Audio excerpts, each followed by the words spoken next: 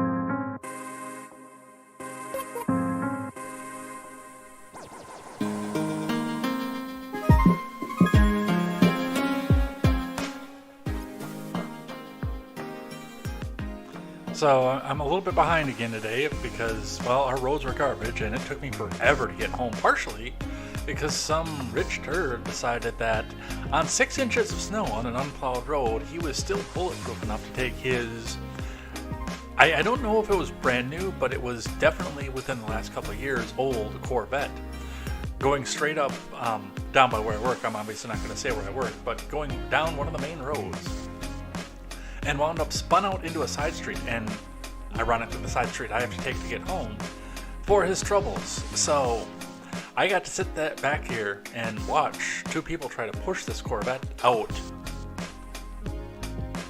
in the middle of a snowstorm while it's still blizzarding, by the way, from an unplowed road. And he got out, and I was able to snap a picture like pretty much after they got him pushed out. I got the picture. I tried to get the camera up and get the picture earlier, but yeah, it was definitely a sight to see with these people out here just trying to shove and push this car out. I don't know what people do this, and you know, I've driven around in a rear-wheel drive vehicle in the snow. I'm not coming out here and trying to downplay that, but you know, on the other side of that, the rear-wheel drive vehicles that I drove in the snow were typically $200 to $300 beaters that I had. I didn't take nice vehicles out in there unless it was four-wheel drive. So that is winter in Wisconsin. We've got a lot to go over here today. Like, we've got so much to go over here today. I don't even know if I want to go through finance today, but there's actually some stuff to talk about with that as well. So we're going to talk about that. We're going to talk about Ohio, especially. There is a massive source of copium coming out of Ohio, just welling up out of there. So we'll be talking a bit about that. I can't believe that's an actual headline, but we'll be talking about that. And the grand jury thing that came out today,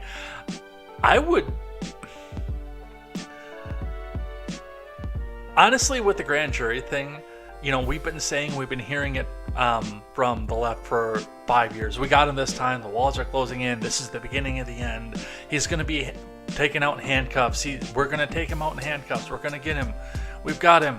It's time. We've actually got him. And, well,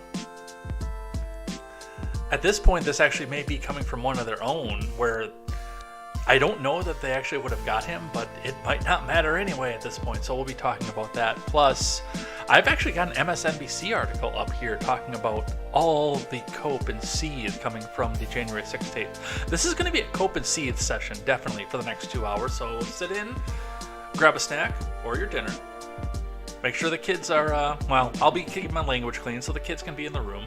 I'll try to. Sometimes I slip. But strap yourselves in, get in, grab a friend, grab 10 friends, get in here. Let's have these conversations. By the way, I do love watching your guys' conversations as you guys talk throughout the show, even if it's not on topic. I love that.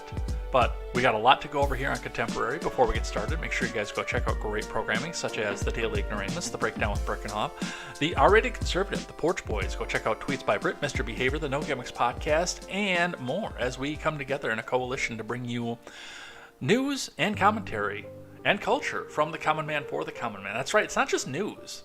I mean, if you talk to some of these other people, the RRC, if he ever comes back, does he does news and everything, but Steven, that's more of a culture show. The Porch Boys, if they ever come back, that's more culture. They sit down and talk about ideas and memes, not just what's going on in the news.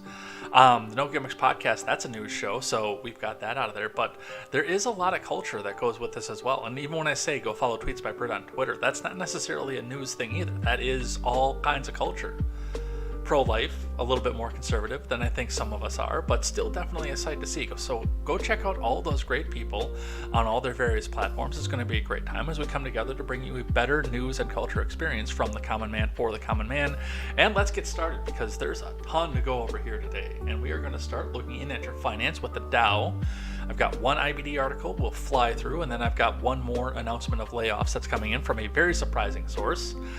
Kind of want to take a victory lap on that, but let's get started looking at the Dow. The Dow was at 33,045.09 today.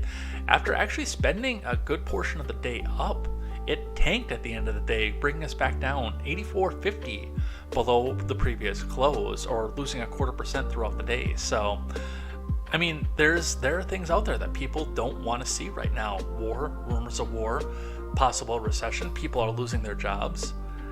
This is not a good time to be an investor and trying to make all of your money off investings and short selling and cheating stocks and everything else that you do. So I do feel for these people, but they made their bets, and well, I do hope that there's a retail job waiting for them while the rest of this blows over. Looking in at your Bitcoin, that also took a rough day today, although it broke almost even.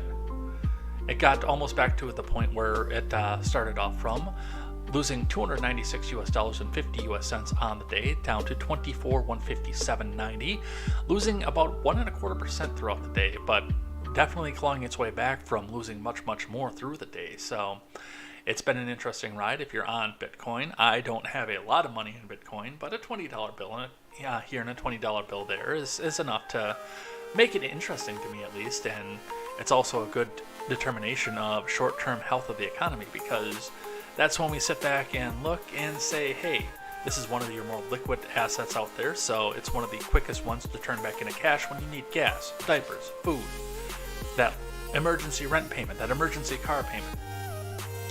And it does look to me a lot like a lot more people are cashing in on this, so we'll continue to watch this and see what's happening with this. Gas prices, gloss over, they're unchanged. Let's keep going. From IBD, from Investors Business Daily. Dow Futures, Nvidia jumps on earnings after S&P tests critical support. From Ed Carson, Dow Futures edged higher after hours, while S&P and the Nasdaq Futures rose modestly as Nvidia jumped on overnight earnings. Alibaba is due out early Thursday, so our Chinese stuff is going to come in.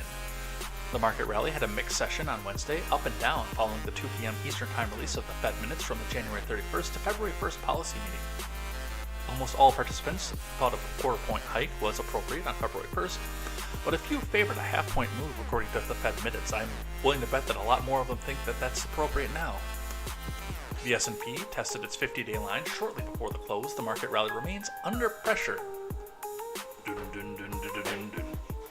Nvidia, Etsy, eBay, Dutch Brothers, Tesla, and EV rival Lucid. Headline earnings report late Wednesday. Alibaba and Moderna are due before Thursday's open. Yeah, Moderna, the second best fax company. On the futures, Dow futures were slightly above fair value. The S&P rose 0.3 and the Nasdaq climbed a half. Nvidia is giving a solid boost to the S&P and the Nasdaq, while Etsy and a variety of chip plays are helping, including AMD stock. And remember, overnight action in Dow futures and elsewhere doesn't necessarily translate into actual trading in the next regular stock market session. All right, that's all that I have on finance here, but we're going to talk layoffs just briefly. And that is because, are you guys ready to take a victory lap? Those of you who laugh every time I get up close to the microphone and say, we are going to be reading from NPR, and they are never printing reality National Progressive Radio. Well, it appears that their never printing reality is paying off in spades to their actual popularity with their advertisers because, according to CNN, NPR to cut 10% of its staff in a major loss for the public radio network. CEO says, that's right, I say hit that donate button because the tax subsidies that they get are not enough to keep them afloat, and it is true at this point, and they're not staying afloat. That's one thing, by the way, and I know, like, with the Porch Boys, they'll come out and they'll advertise their payment processors. Steven will come out and do that. I've never really done that. I ask every once in a while, especially if there's something big coming up, like I need to go down to Georgia. Well, like, not need to, but I wanted to go down to Georgia for 4th of July, and I did. And money was a little bit tight at the time, or a little bit when I went to move. I don't hark on the donation side. Number one, because I wanted to come from you, not because I begged for it. But let's be realistic. I have the tin cup out. I don't even know if any of my donation links are up because my PayPal was the only one that was really working still. I cut Buy Me a Coffee because they cut their ties with PayPal, but when I cut my ties with PayPal, I don't know if I have a donation. No, I've got Subscribestar. That's, I think, the only one. But I also know that on a donation-based salary, and that's why I went out and got another job, even though it made it harder for me to do this. I actually sat down and said, I don't know if I want to do this because it's going to make it harder to do this, but to try to go forward on a donation-based service like podcasting and like NPR, because that is a donation-based service, is not easy in a recession. It's nigh impossible, and I feel sorry for some of the bigger names like Styx, Christensen, and even Tim Pool, even though he's got Vice money sitting behind him, who make their entire livings off of, well, in Pool's case, not his entire living, but who claim that they make their entire livings off subscriptions and donations and everything. Because when times get tough, the arts and the things that are donation-based, those seem to be the things that go first. And I know it's going to start getting harder. I've not watched Christensen since the suicide prevention live stream a year and a half ago, for reasons that I've explained on the show. I've not watched Christensen at all since then, but I know other people who have been watching him that as the inflation started to pick up and people started feeling the squeeze of the Biden economy, he's losing money. That's not me hearing it from him, that's me hearing it from other people that continue to watch him, and I understand. But NPR's always got their donate button out, and let's see what it is that CNN has to say. National Public Radio will lay off 10% of its staff after projecting a $30 million budget shortfall. NPR's chief executive, John Lansing, wrote in a memo to staff on Wednesday, "It becomes just the latest media outlet to make painful cuts as a dramatic slowdown in the advertising market continues to send shockwaves for the industry." Yeah, and again, like, NPR is not even really that advertiser-centered. They're donation-centered. When we say we are eliminating filled positions, we're talking about our colleagues, people whose skills, spirit, and talent help make NPR what it is today. Lansing wrote in a memo obtained by CNN, "This will be a major loss." And you gotta imagine this guy actually talks like this because he has all his talent to talk like this. So why wouldn't anybody else talk like this if everybody around him just talks like this? In his memo, Lansing said the network was grappling with a sharp decline in revenues from its corporate sponsors as a result of the uncertain economy. The organization, he said, had already cut $14 million in expenses. I love that even NPR is coming out and saying that they're grappling with a sharp decline because of the uncertain economy. Meanwhile, they're peddling the idea back out to everybody that this is the strongest economy in history. The Biden economy is the strongest one that ever was. I am taking a victory lap about this, by the way. This is hilarious to me. I try to be compassionate as much as I can, but these guys would make a lawsuit in a second to get me pulled off the internet. I know they would.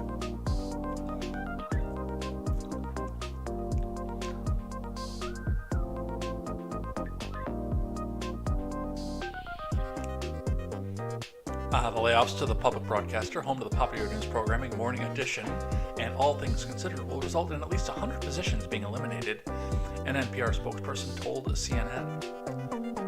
Somehow I thought they had more than 1,000 people. Because 100 positions would be 10% of, 10% at 100 is 1,000, obviously. I thought they were bigger than that. In his memo, Lansing said the network was grappling with a sharp decline in revenues. Oh, yeah, we read this one already.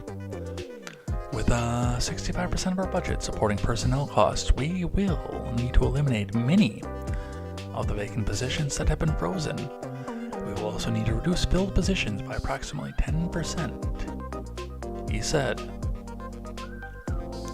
Lansing said he hoped to have a final decision about which positions would be eliminated around March 20th. Ha ha ha ha ha ha.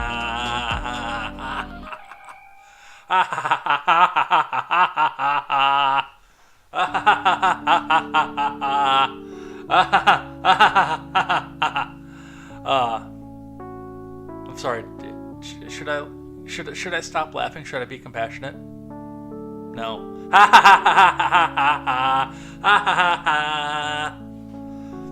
Okay. Let's get into the main news of the day. I've had my fun with this. Grabbing another one from CNN. From CNN Politics, Trump visits Ohio train derailment site in effort to highlight Biden's absence, from Kristen Holmes and Eric Bradner.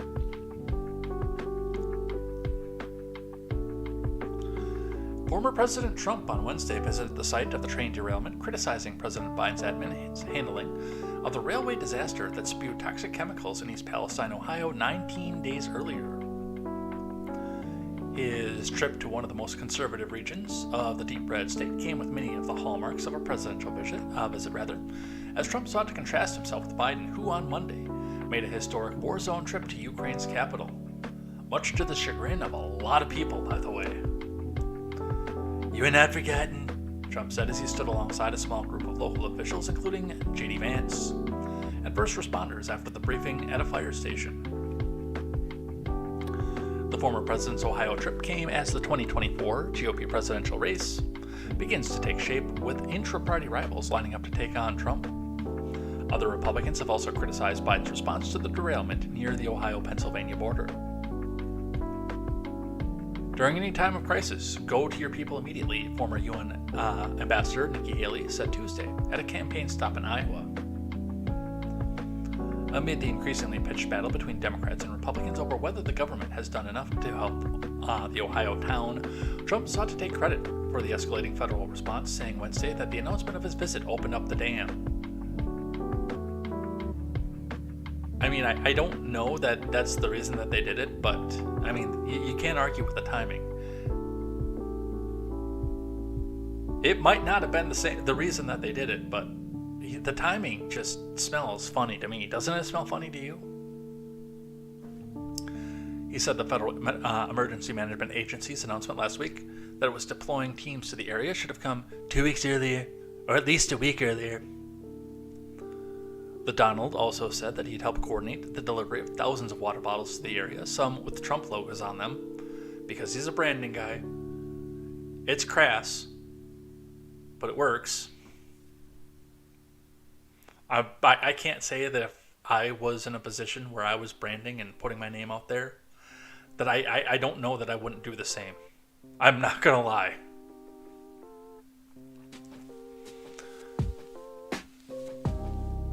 Coming from the former president's hotel properties, he said some of the water had come on the plane he had flown from Florida on Wednesday. they don't come back and give you the treatment you need, we will come back, Trump said. And this is just a butt ton of cope. There is a ton of cope that's coming along with this. It's not just coming from like the left-wingers on the ground, the news media out here. As I said before, the Politico article, in which I've got two Politicos back to back, the second Politico article that I have up here actually says Trump's visit to Ohio derailment gives Biden's team some breathing room because it was all his fault anyway. So we'll be talking about that in just a bit. Let's grab just a bit from the local source, what looks like some of his speech, which is good because I actually wanted to get some of this. So let's listen to what they have to say.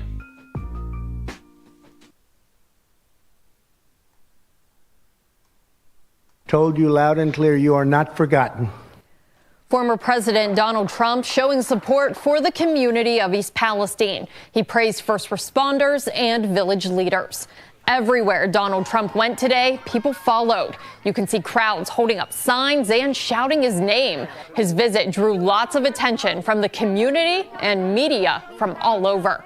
From his airport arrival to his stops in East Palestine, our news crews were there every step of the way. The former president even made a visit to McDonald's where he ordered meals for firefighters and those at the restaurant and even passed out hats to people. First News anchor Dave Sess spent the day in East Palestine and leads off our coverage tonight.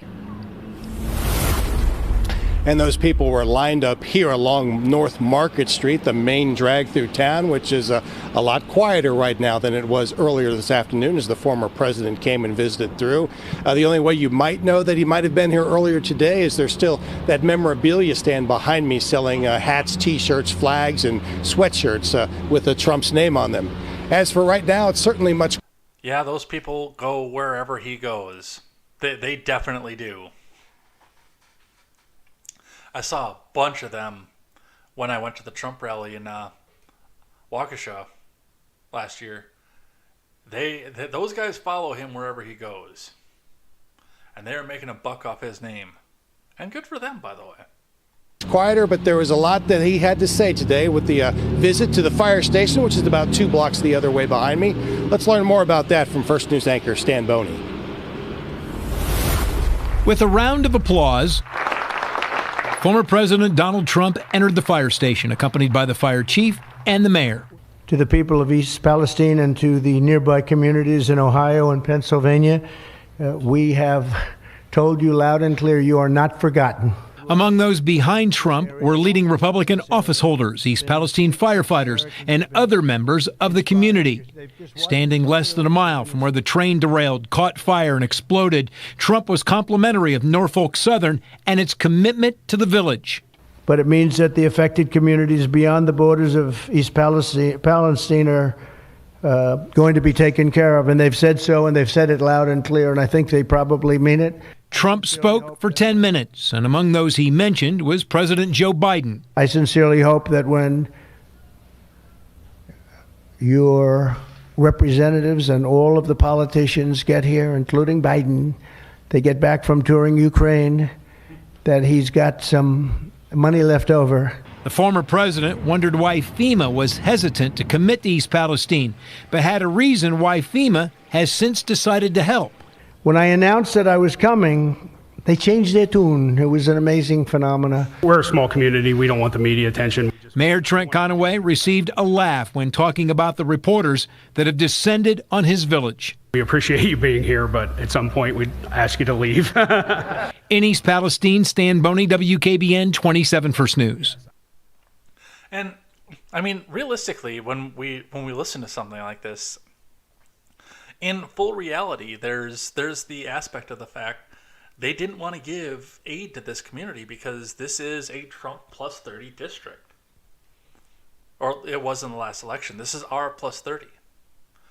And you know that the left progressives, who were probably sitting off and laughing about this, would have excoriated and run Biden up and down, calling this, and even Republican media would have come out and said, hey, this is just him playing political favors. But You know, and again, now that Trump is making them look bad, now all the cope is coming out, and we'll be talking about that in a bit. We've got a scene from the McDonald's, which I queued up here. I mean, the Daily Wire article here is going to be a review of everything else that we've seen already, but we didn't get the video from McDonald's, so let's see the Donald buying the McDonald. Thank you,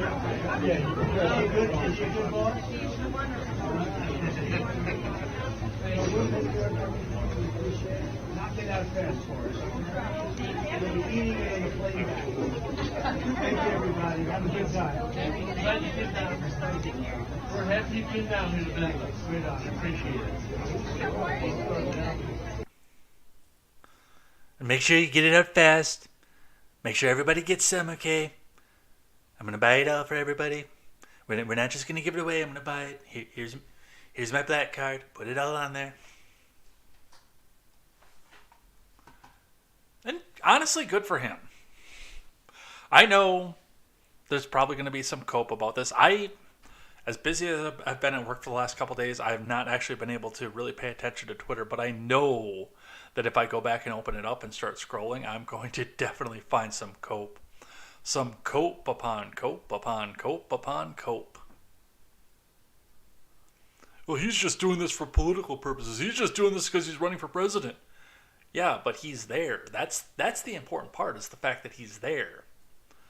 The current steward, couldn't be bothered to go there, but he could go halfway around the world to make sure that he's still getting his damn 10%.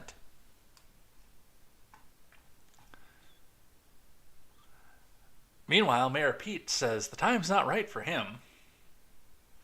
From CNN again, Buttigieg says he'll visit East Palestine when the time is right, and it lays out a new rail safety efforts, which he could have been doing at any point in the last 2 years, I will remind you. From Megan Vasquez.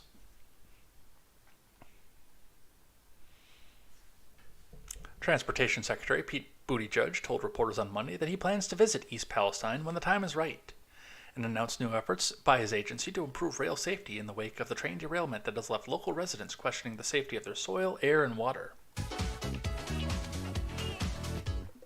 Well, I'm very interested to get to know the residents of East Palestine, hearing from them about how they've been impacted and communicating with them about the steps that we're taking.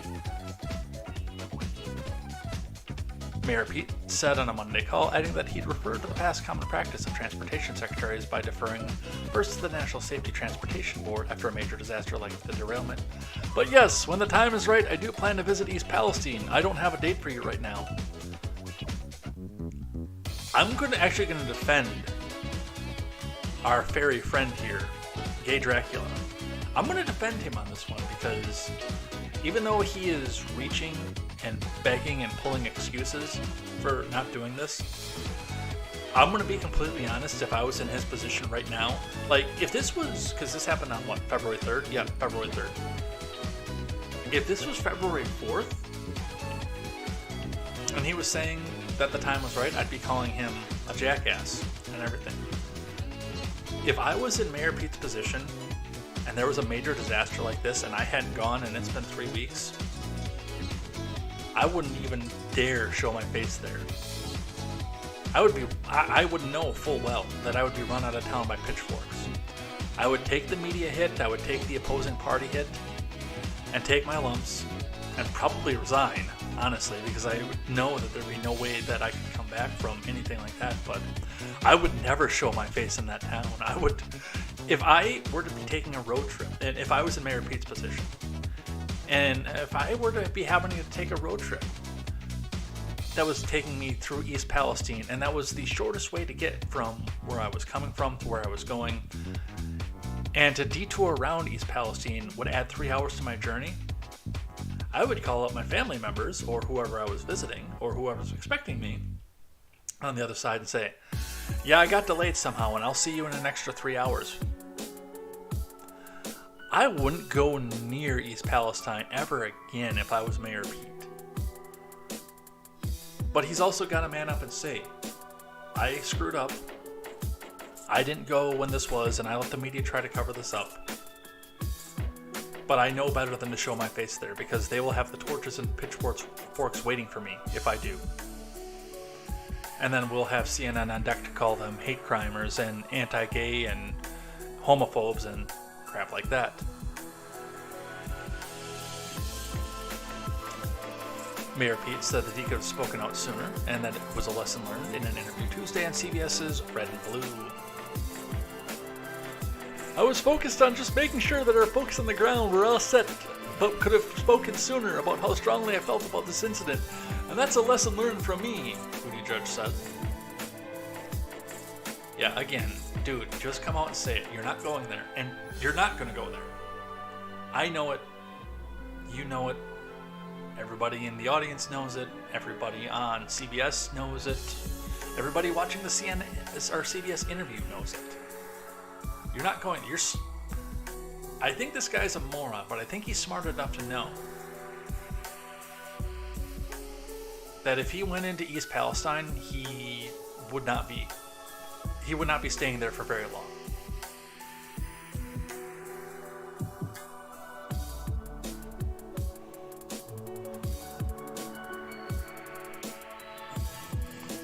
All right, number one from Politico, more on Mayor Pete. Buttigieg feuds with Florida's GOP senators on Twitter over derailment. From Tanya Snyder. This is probably another reason that he shouldn't show up there, because instead of being there, even late, he's playing on Twitter. Transportation Secretary Mayor Pete's spat with Florida Republican Senate delegation over the Ohio train derailment escalated Tuesday, with Buttigieg calling out Rick Scott and Marco Rubio by name on Twitter.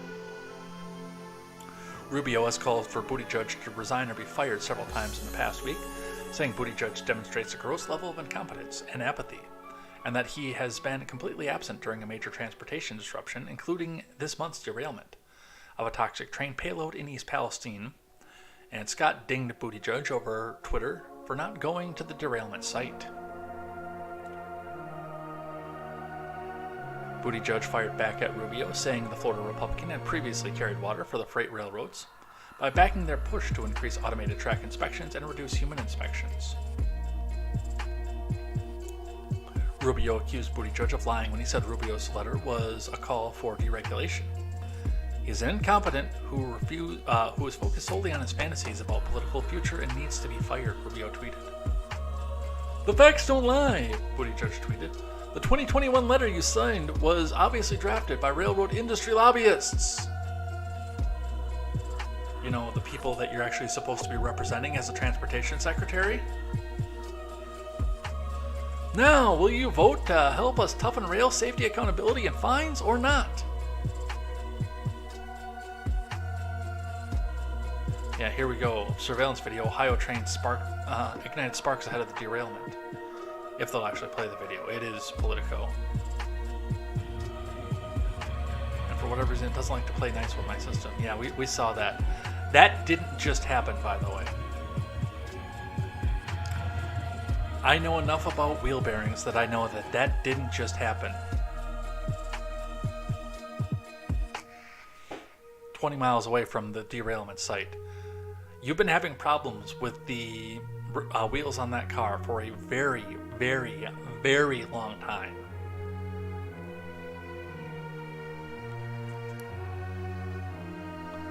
If they don't come back and give you the treatment that... Yeah, we listened to that already. The public sparring, a rare knives-out departure from Buttigieg's usually collegial Eagle Scout demeanor, highlights Buttigieg's dual roles as Biden's transportation secretary as a Democratic star with perceived presidential ambitions. I don't think he has presidential ambitions anymore. Well, he probably does, but I don't think that the rest of the country has presidential ambitions for him anymore.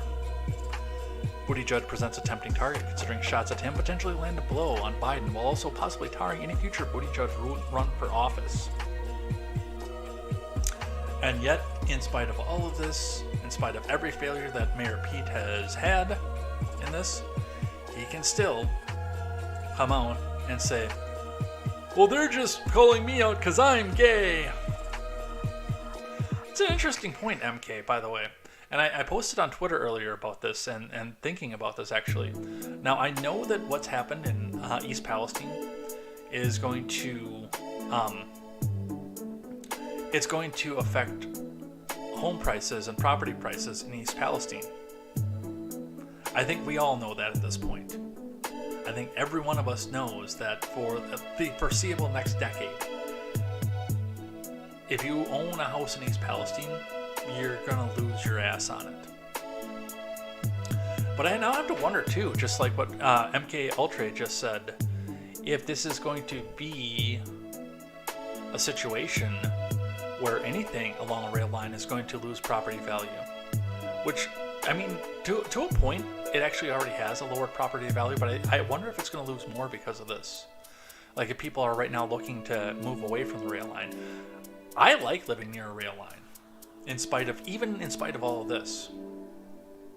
I've mentioned before, I've always lived near a rail line, and I mean, right now I do too, even in this little closet inn. I'd kind of like to stay on this end of town because I know that there's ample property that's near a rail line, and I guess it is just comforting to me to live near a rail line because I always seem to do it.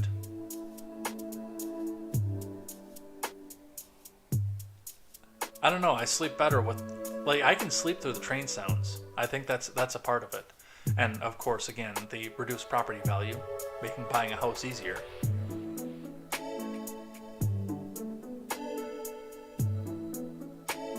I don't know.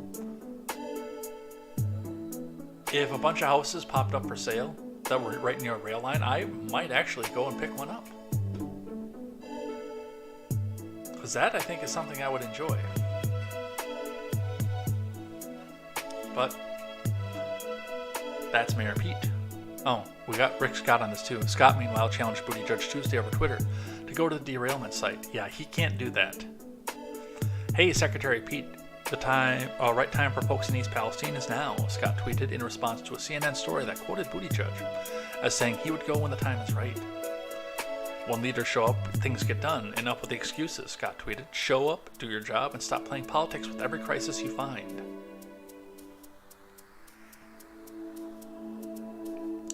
So, well, we'll see. Again, I really think that, I don't think he's going to go. And I think he'd be smart not to. If I was in his position and I had screwed up this badly, I wouldn't go. But I would also be tendering my resignation at this point.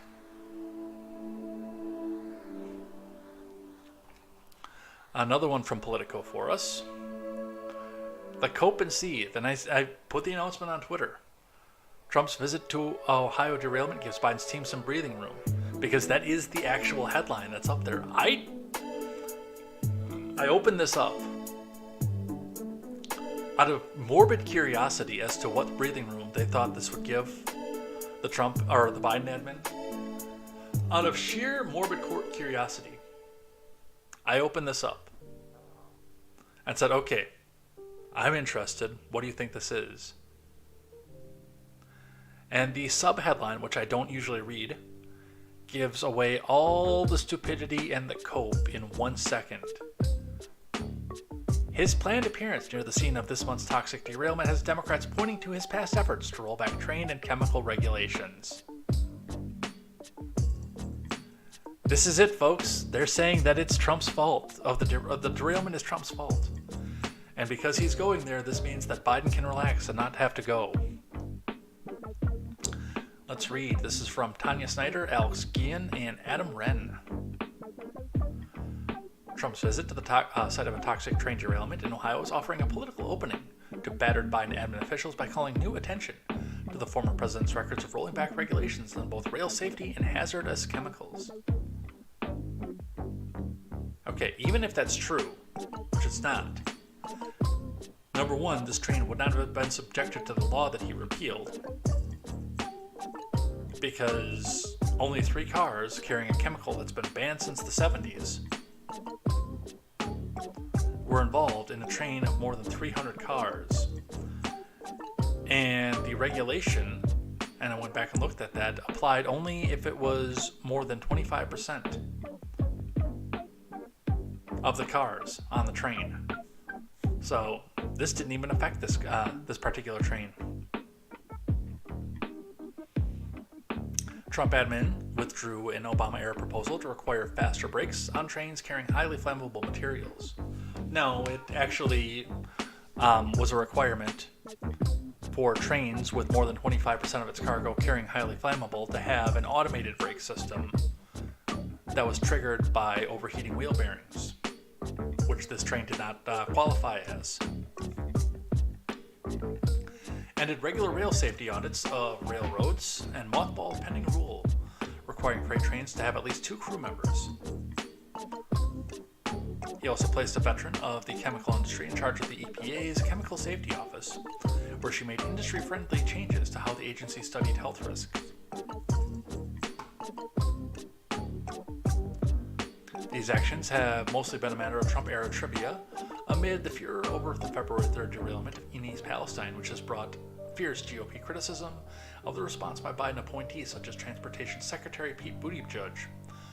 But Trump's Ohio trip on Wednesday is provoking new scrutiny of his own track record, no pun intended, a development that some in the Biden admin were privately welcoming. Okay, this is all well and good and true, and yes, he did mothball these things, but again, these laws that he mothballed had no bearing whatsoever on this train. And number 2, you have been in office for 2 years. The year is 2023. Joseph Robinette Biden Jr. put his hand on the Bible and said, "Hey, I promised to uphold the thing, man, and so help me. That guy that's up there that I'm probably gonna meet soon, because I don't know, man. I might not be looking forward to that. I think I've done some bad things as a senator." On January 20th of 2021, it is now February 22nd, 2023. Joseph Robinette Biden's appointees have been in office for 25 months, knowing that this was out there. If they think they could have done better, and they sat on their damn hands. Don't give me that shit.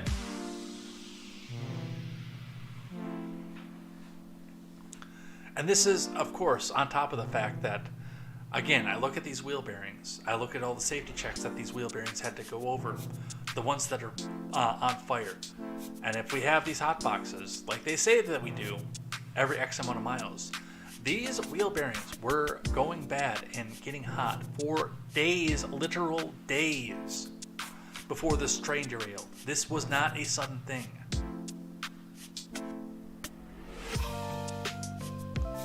Most of the lay people out there who are going back and looking at this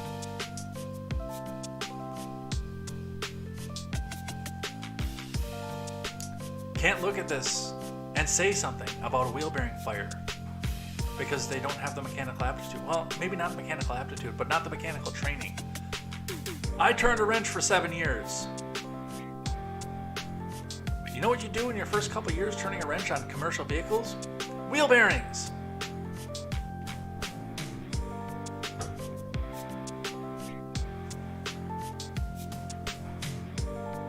Other Trump critics were more blunt in dismissing the motives behind his visit.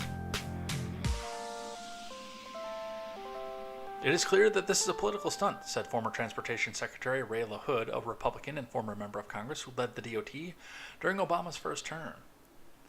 Yeah, because he's certainly objective. If he wants to visit, he's a citizen, but clearly his regulations and the elimination of them, and no emphasis on safety, is going to be pointed out. It's been 2 years.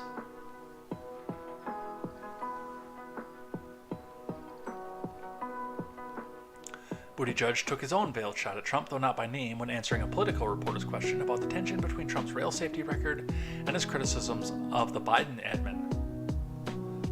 "There's a chance for everyone who has a public voice on the issue to demonstrate whether they're interested in helping the people of East Palestine or using these people of East Palestine," Buttigieg says. "A lot of the folks who seem to find political opportunity there are among those who have sided with the rail industry again and again and again. You are literally the transportation secretary. You are supposed to be representing the rail industry to the people." I'm fired up on this one.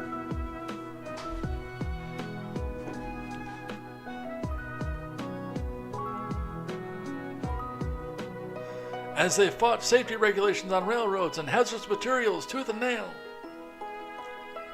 Buttigieg said he was trying to be careful not to violate the Hatch Act, which nobody in that admin cares about anyway, so I don't know why, which restricts federal employees' political speech by speaking about a presidential candidate from his position as cabinet secretary. And again, we say this knowing full well that we know who he meant. It's not exactly a secret.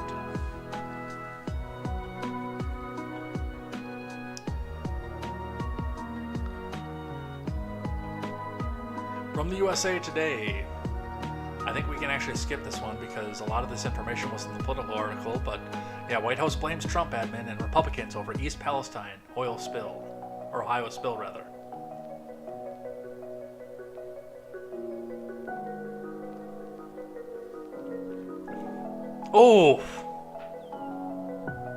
Oh, even I'm offended and I have no shame.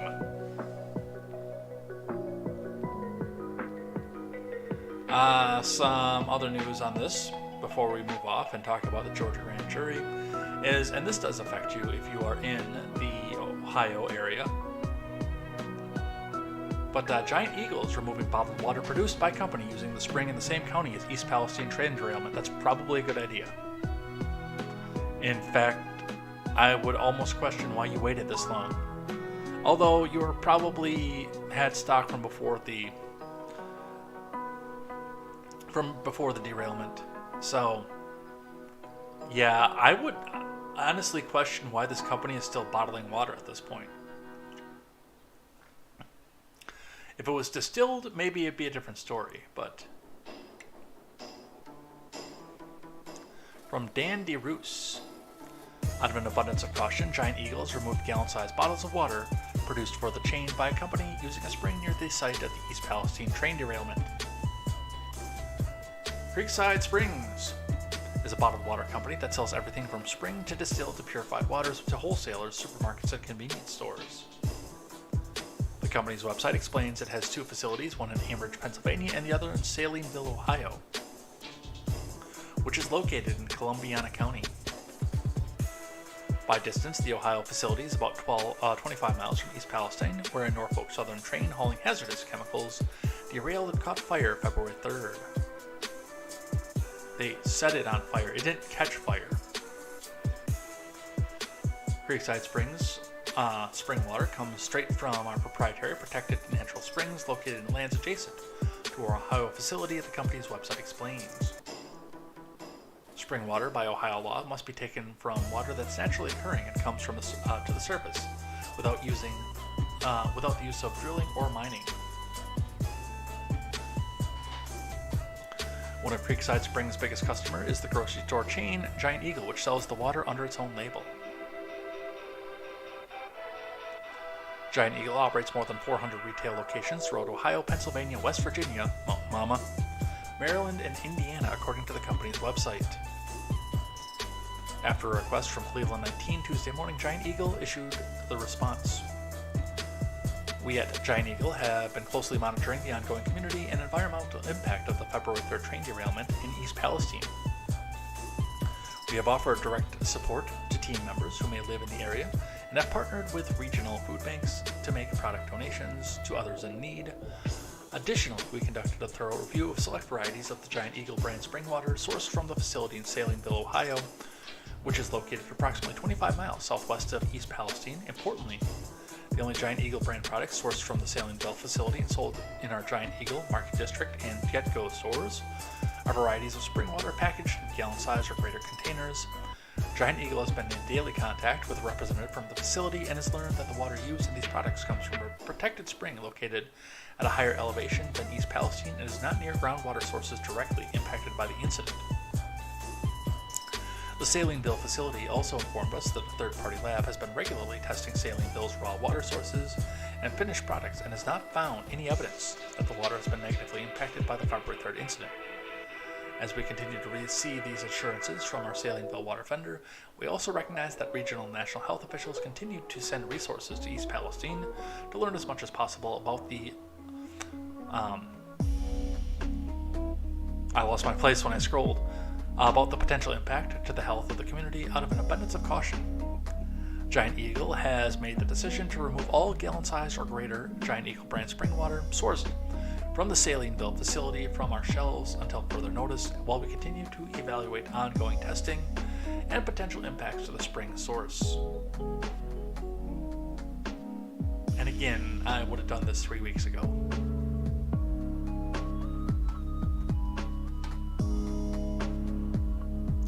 So, if you get your grocery stores from Giant Eagle, or your groceries rather from Giant Eagle, just know it might be harder for you to get bottled water for a little while. From CNN, shifting gears here, talking about the Georgia grand jury. One of the random people chosen to investigate Trump goes public. This is an op-ed from Zachary B. Wolf. I always love how they say it's an analysis, but it turns out being an op-ed. And we've got some video of this lady, which we may have to look at here in just a minute. But I'm going to read from here first, and then we'll listen.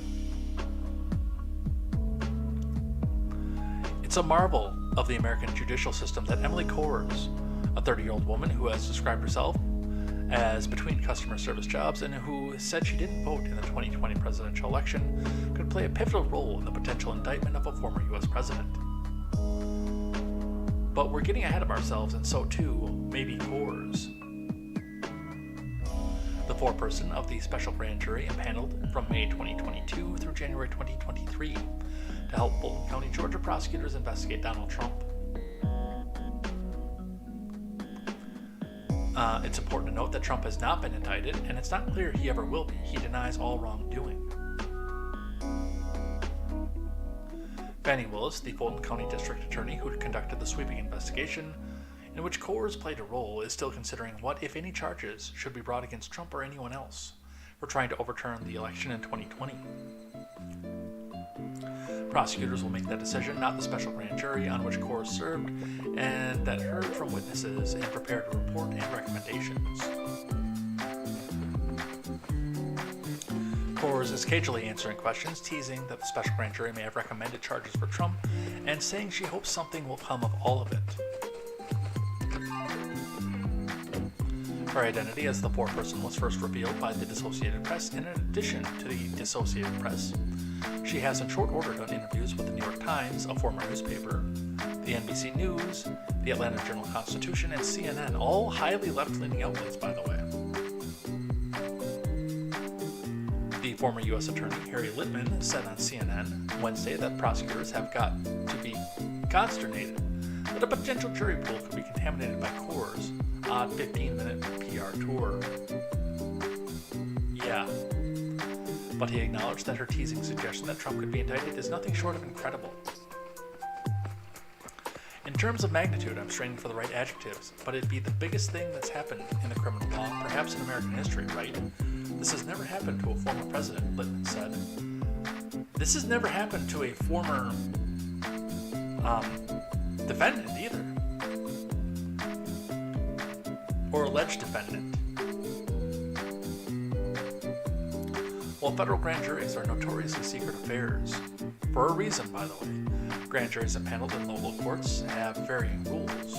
There's nothing in the statute about a special grand jury in Georgia that says that they must be secret. In fact, the statute says reports issued by special grand juries should be published if the grand jury recommends it. And Kohrs says the judge gave her and the other jurors permission to speak to the press, albeit with limitations. So let's actually listen to this lady and see what it is she had to say. And I've got a couple more articles talking about this, including two from the left and from the right that say that she may have actually imperiled the prosecution. Donald Trump put out a statement last week about the partial report that the judge did release, the pages that he did. And the way that he described it is he said that yet your report means total exoneration for him, is how he put it in his statement. What's your reaction to that, Emily? I did see that today, which was fascinating. I'm not positive he read the right document, but I will say that if what he was talking about was our statement where we indicated that there was no evidence of widespread fraud or widespread vote fraud in the Georgia 2020 election, that might have been what he meant. Other than that, I'm not positive what he meant by that. I'd be interested to know.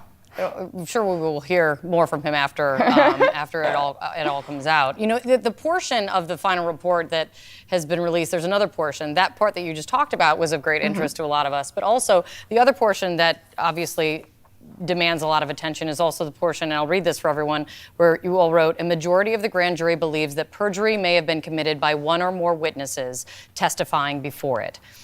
Is perjury the crime that you all believed was the main crime you all believe was committed? I wouldn't say that. I would say that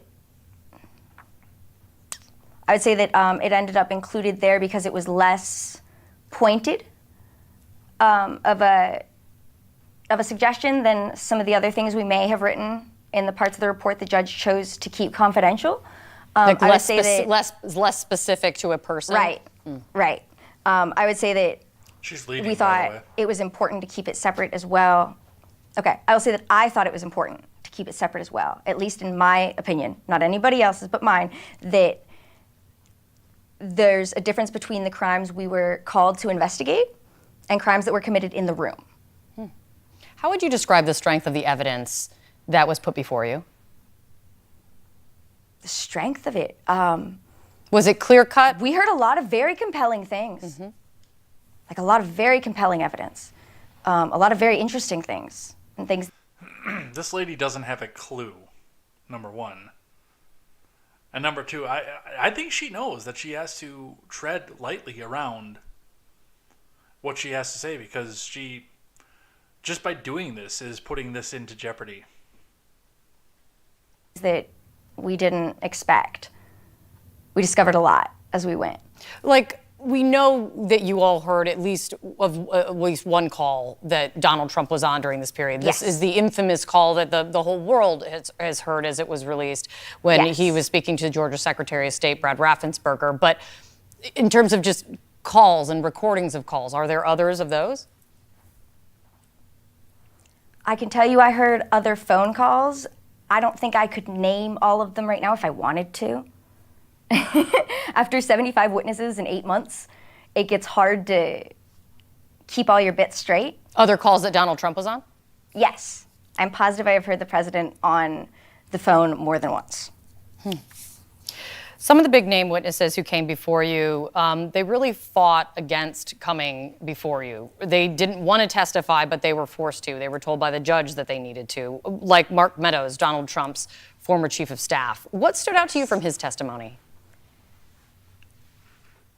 Mr. Meadows didn't share very much at all and was not very willing to speak on much of anything. He asserted his rights under the Fifth Amendment and under executive privilege, which he absolutely had the right to do. And that was pretty much that. You know, this wasn't just a few days of jury duty. I've been kind of thinking about this as we were going to speak today. I mean, this was more than 7 months of your life, and dealing with one of the most closely scrutinized investigations in recent political history. I mean, what is your lasting impression of this process, Emily? I've loved being a part of this process. I think it's amazing to actually be able to be a part of this process for once. I think it's a privilege to be able to actually be a part of the system for once and making it work. This has been fascinating to get this peek into the world of like politics and of all these different, of government and of all these different things, and, you know, have the curtain lifted just a little bit and let us peek in as regular people has been amazing, and I'm so glad that I did it. And so after that, when it's all said and done and the DA makes her final decision on charging, what do you say to people who question your findings or want to say that your investigation, what you all were doing in that room, was influenced by politics? I think that's the opposite. I think that by choosing to have a grand jury, by choosing to impanel regular people, they very specifically chose to avoid politics, to take bias out of the question, because they chose to get, instead of anyone else, they chose to get 16 random people. They could have gotten, if they had wanted someone who was just going to support their opinions, they could have gone and hired a bunch of legal experts. There were all kinds of choices that could have been made there, but they chose to get a random sampling of the population of the area, and I think that speaks really strongly to them trying to avoid bias in any way and trying to avoid politics. All right, so that we spent way too much time listening to that, but I did kind of want to get an idea on everything. Like, number one, I mean, it's very clear that this is not somebody who, like, this would be a good general juror, I think, which is scary because that's the point that we've come into. But I mean, as a person who's going to be coming out and judging the veracity of evidence and deciding whether or not you can bring charges, this woman was not it. And it was pointed out, this is a woman who's been between jobs, and she's not. This is the target Democrat audience for voter. And right now she's coming out here trying to sell her name and her experience on the CNN tour to probably get a little bit of cash back in her pocket. I would not even be surprised at this point if I found out that there's a book deal coming. But that is where we are at for that. One from Axios. Georgia grand jury foreperson says indictments were recommended. Why was she the foreperson too, by the way? That bothers me a little bit. I'm not going to lie. From Serene Habashian. The foreperson for the Georgia grand jury investigation, in efforts to overturn the 2020 election, confirmed that the jury recommended indictments. There are certainly names that you would recognize. Yes, Emily Kors said during an interview that aired Tuesday on NBC News Nightly News.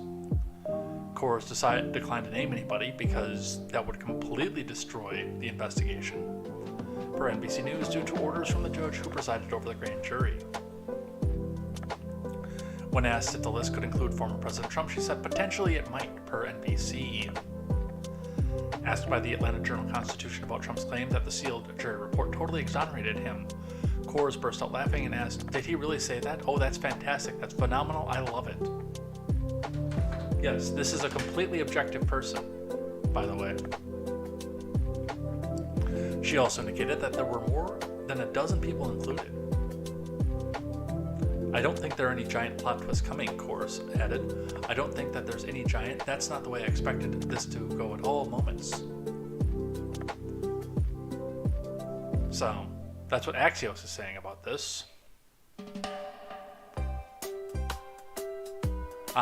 Daily Wire says, watch deranged sounding Georgia grand jury foreman throws election case against Trump into legal jeopardy.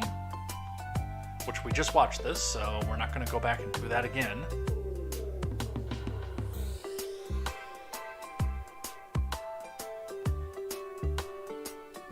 And Anderson Cooper reacting to it, though.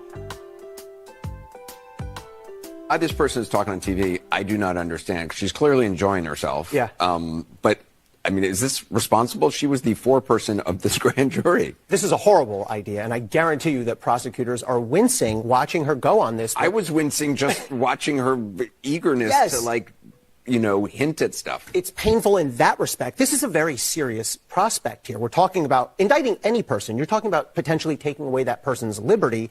We're talking about potentially a former president for the first time in this nation's history. She does not seem to be taking that very seriously. There's no reason for her to be out talking. No, I mean, it's a prosecutor's nightmare. Mark my words, Donald Trump's team is going to make a motion if there's an indictment to dismiss that indictment based on grand jury impropriety. She's not supposed to be talking about anything, really, but she's really not supposed to be talking about the deliberations. She's talking about what specific witnesses they saw, what the grand jury thought of them. She says some of them we found credible, some of them we found funny. I don't know why that's relevant, but she's been saying we found this guy funny or interesting. I think she's potentially crossing a line here. It's going to be a real problem for prosecutors.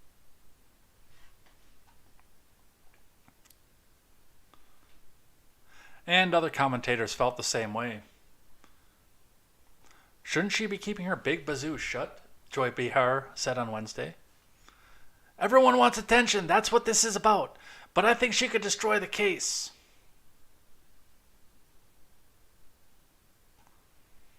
Her colleague, Sunny Hostin, added that she seems excitable and others would call her unhinged.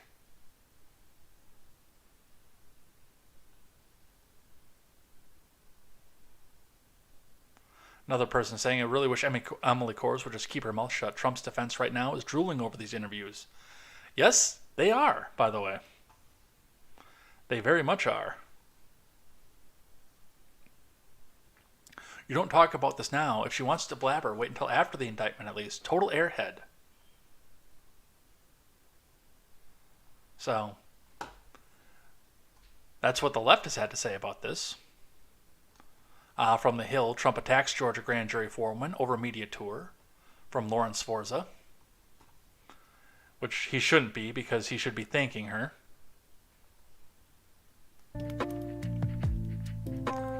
Former President Trump blasted the forewoman of the Georgia grand jury investigating his efforts to interfere with the 2020 election results in the state over her revealing insights into the grand jury's recommendations this week. This Georgia case is ridiculous, a strictly political continuation of the greatest witch hunt of all time. And now you have an extremely energetic young woman, the, get this, foreperson of the racist DA's special grand jury, going around doing a media tour, revealing incredibly the grand jury's inner workings and thoughts, Trump posted on Truth Social. This is not justice. This is an illegal kangaroo court. Atlanta's leading the nation in murder and other violent crimes. All I did was make 2 perfect phone calls.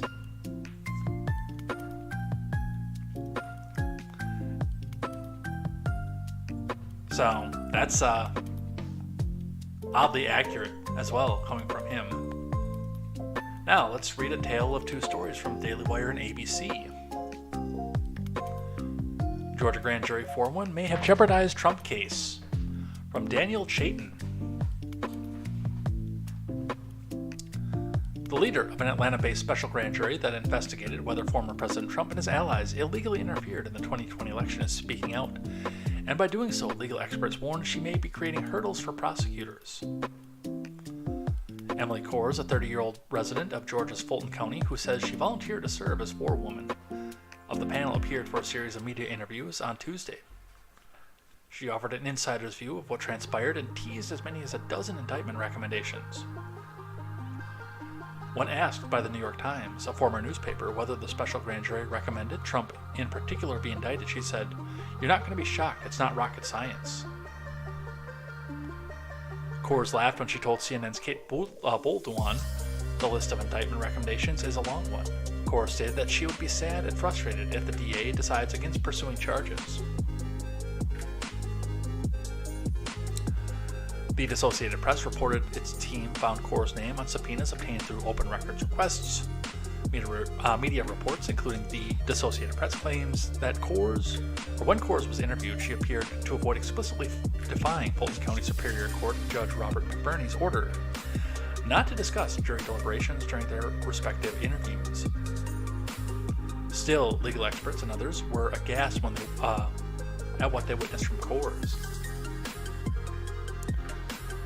She shouldn't be doing this, said Dan Abrams, ABC News' chief legal analyst. This isn't helpful to the perception of the objectivity of the criminal justice system, and it starts to feel like she's putting pressure on the DA to actually move forward with charges. The View co-hosts react to interviews by the forewoman of the grand jury. Okay, so do you remember after... Take heart, we're not going to do all 5 minutes of that. I saw that timer on the bottom. I'm saying, yeah, we're not doing this. But I'm going to step up out of my chair for a second while we are listening to this. Trump lost the election, and he was caught on tape. He lost? Yes, and he was caught on tape telling Georgia election official Brad Raffensperger, this is what he said, "I just want to find 11,780 votes." Remember that? Okay. Who among us? Trump still denies he did anything wrong, of course. But the special jury in the investigation into whether he and his minions tried to overturn the election results are recommending indictments. Last night, thank you.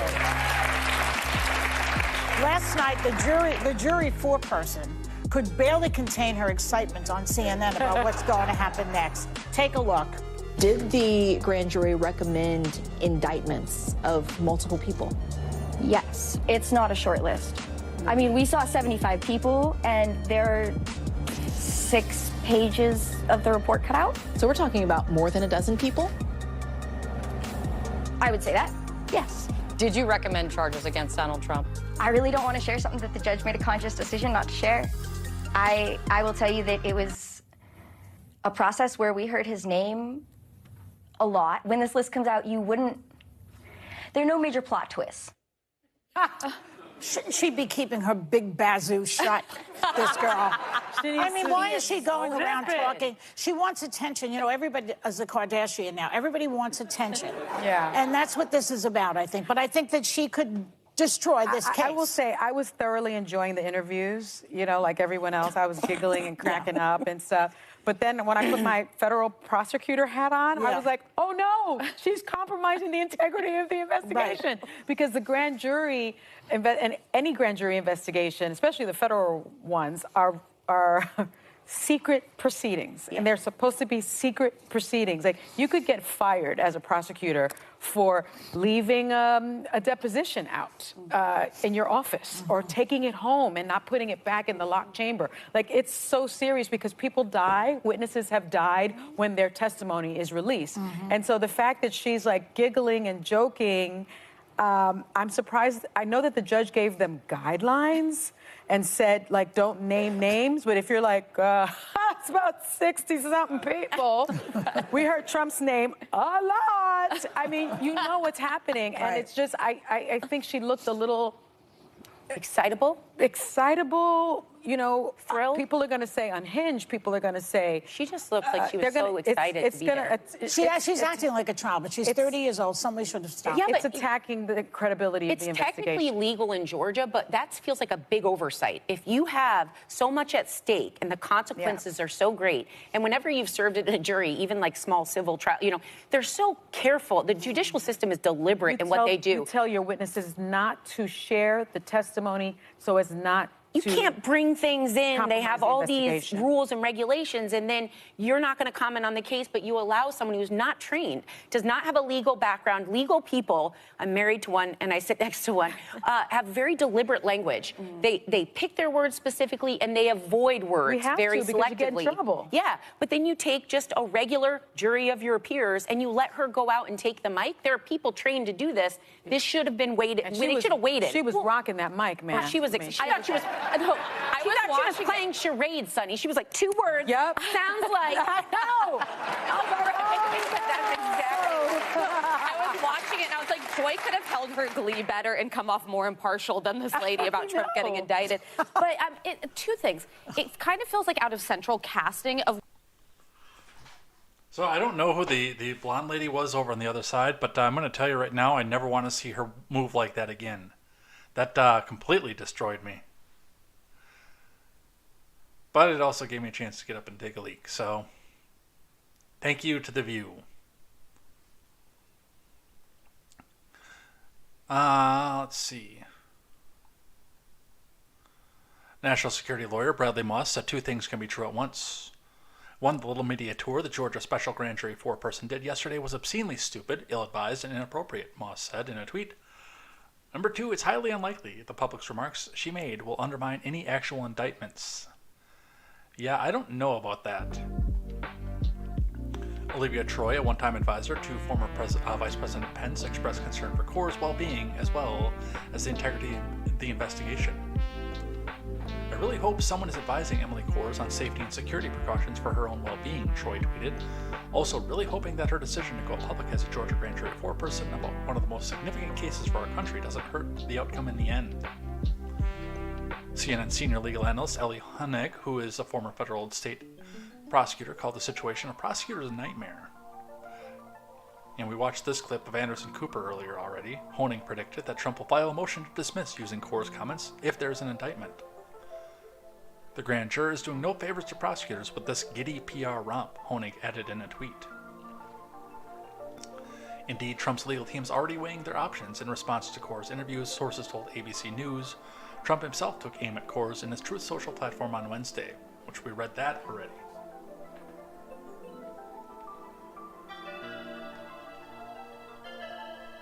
So, and I actually think we can probably gloss over the ABC one as well. Legal experts tell ABC News that Coors remarks, which quickly ricocheted around cable news and the internet, could complicate any future cases and more broadly undermine the public's confidence in the criminal justice process. She shouldn't be doing this, Dan Abrams, ABC News chief legal analyst, said of the Coors public comments. Yeah, we've seen that one already. So, yeah, she may have done effed up. And you know what was mentioned earlier too, where she's out here pressuring the DA to go and take action now. That's not objective. Her job as the grand jury foreperson was to decide and determine if the evidence was strong enough to go forward in a case and bring a charge from the state. And from there, it's the prosecutor. It's his job. It's not her job to pressure the prosecutor.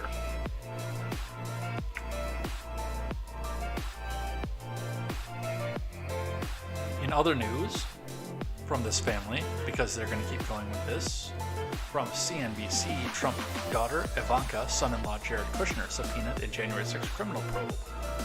Report from Dan Mangan and Kevin Brininger. The special counsel investigating former President Trump has issued subpoenas to Trump's daughter Ivanka and her husband Jared, according to a news report.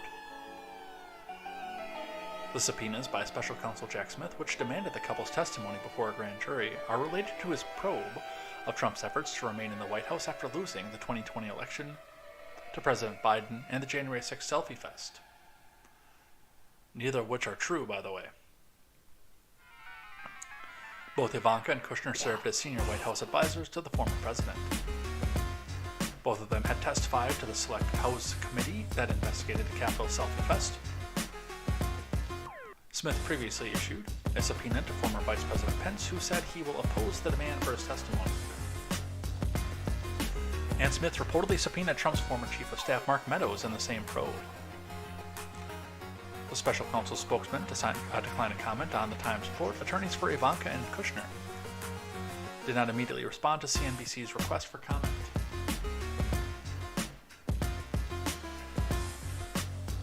So, he's not going to leave any stone unturned, no matter how unethical it is, and to go after the person's daughter on top of that. Well, I still don't think it's going to go anywhere, but CNBC thought it was big news. From CNN, let's talk about the race widening out. Poor John Bolton, by the way. They still don't acknowledge the fact that he's actually running. But a person that you hadn't heard of 30 seconds ago, Vivek Ramaswamy, announces GOP bid for president in 2024. From Brian Rokas, Kit Maher, and David Wright.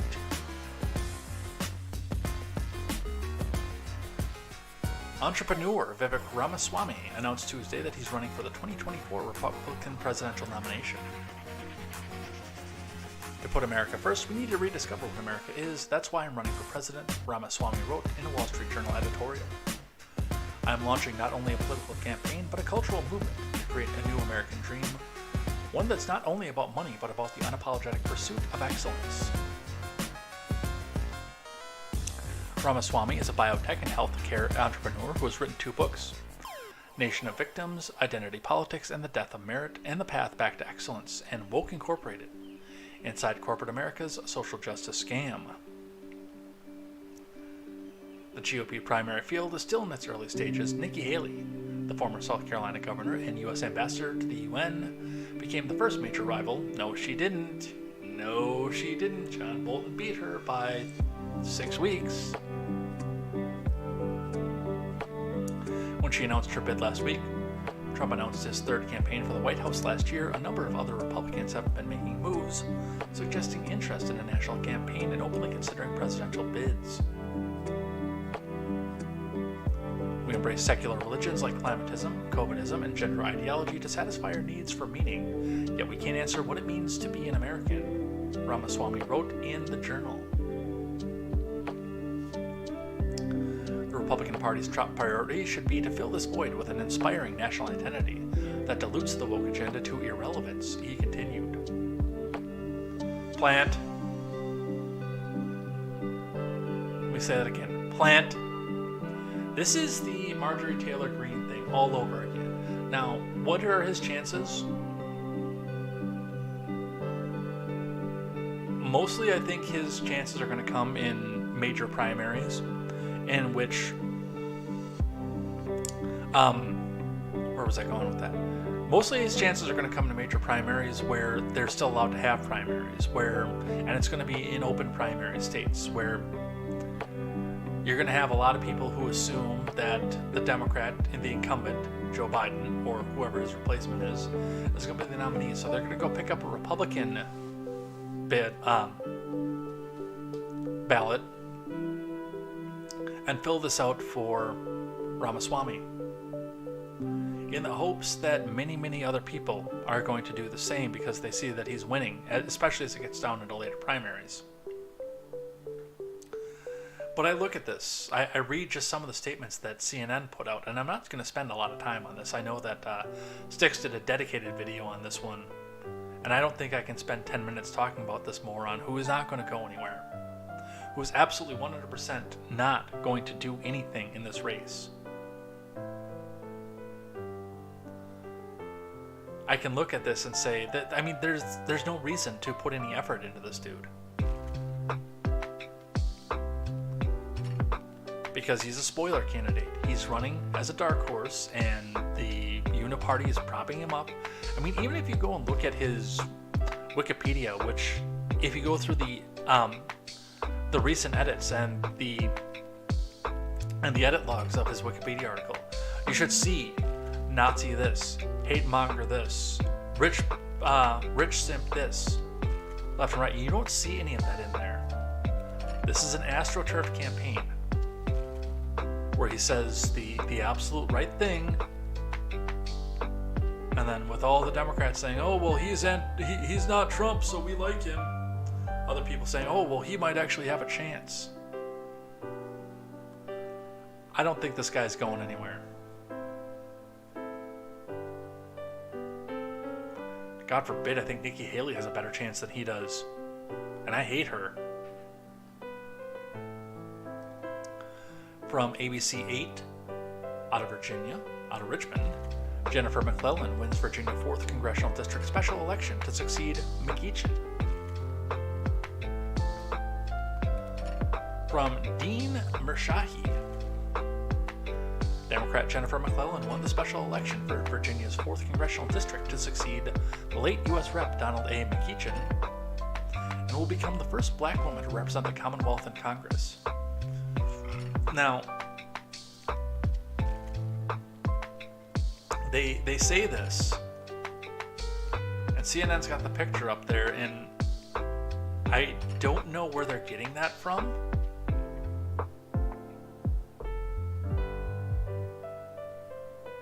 I may be colorblind, but that lady looks pretty damned white to me.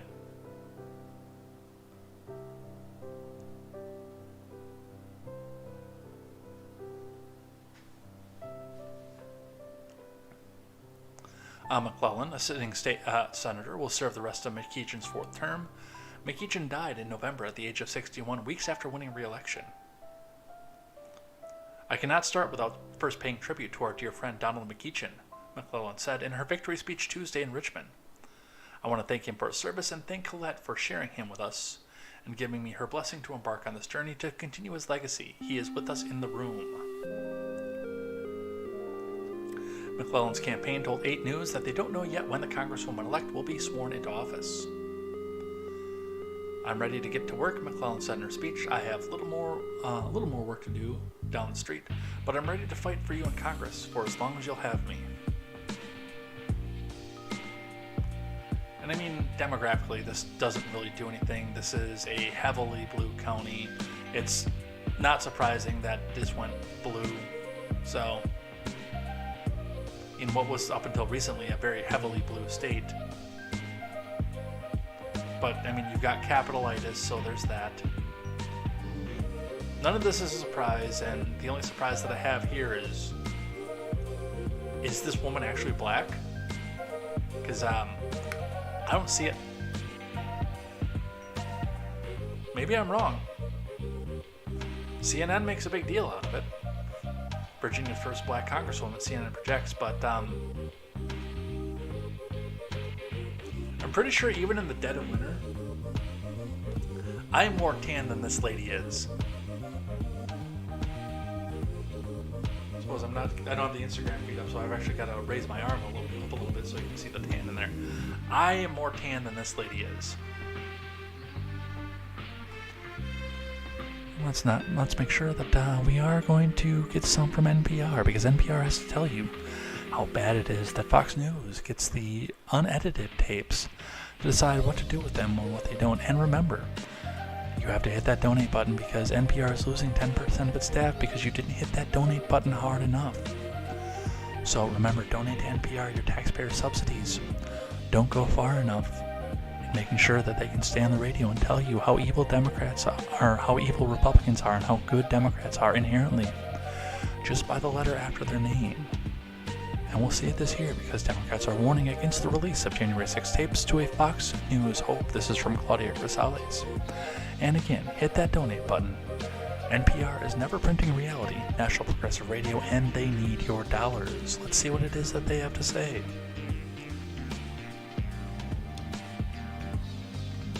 By the way, this is a lot more cope. Democrats are sounding the alarm that a Fox News host access to thousands of hours of security tapes from the January 6 Selfie Fest could endanger the Capitol further and trigger a new wave of disinformation. Majority Leader Chuck U. Schumer called the release one of the worst security risks since 9/11 in a letter to fellow senators on Wednesday. Wait, hold on. I thought the Selfie Fest itself was a security risk, the worst security risk since 9/11. He issued a warning following the report by Axios that House Speaker McCarthy granted Fox News host Tucker Carlson access to more than 40,000 hours of the tapes. The footage Speaker McCarthy is making available to Fox News is a treasure trove of closely held information about how the Capitol complex is protected, and its public release would compromise the safety of the legislative branch and allow those who want to commit another attack to learn how Congress is safeguarded, Schumer said. Carlson, on his Monday night program, said his team was reviewing the security footage. He has been a key figure in spreading, and this is NPR's editorialization, just like Mr. Scott was talking about last night.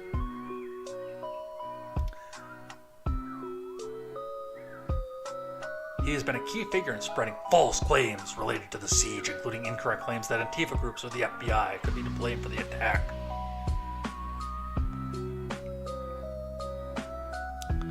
NPR has not independently confirmed Carlson's team has access to the footage, both Fox News and McCarthy's office, did not immediately respond to a request for comment. In the letter, Schumer said the footage could reveal the location of security cameras, which could make it harder for Capitol Police to do their work. He also expressed concern that the video footage could expose highly guarded plans for continuity of government. Earlier on Wednesday, the House Democrats met virtually for a briefing, and we'll be talking about that in just a second, led in part by Benny Thompson, the former chair of the House Unselect Committee investigating the January 6 attack, which completed its work in December. Here's how I picture that meeting going, and we'll be talking about it again in just a moment in the next article.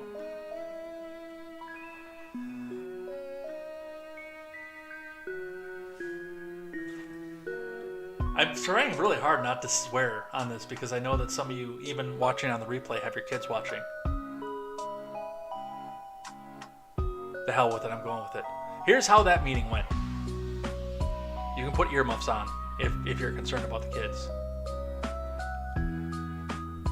Fuck! They're gonna see the parts that we didn't want them to see. They're gonna see what we paid CNN millions of dollars not to let them see.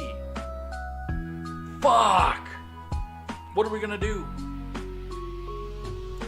Oh, at least it's Tucker Carlson, so we can discredit him as a conspiracy theorist.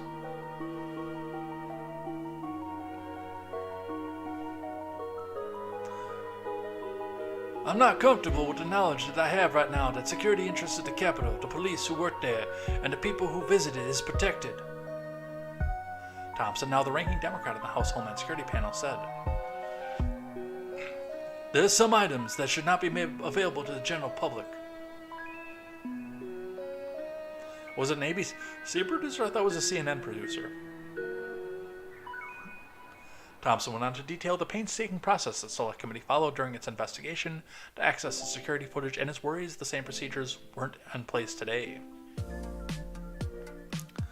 The January 6th panel had a separate password-protected computer set up for committee staff to review the security footage, because we can never let that go to the American people.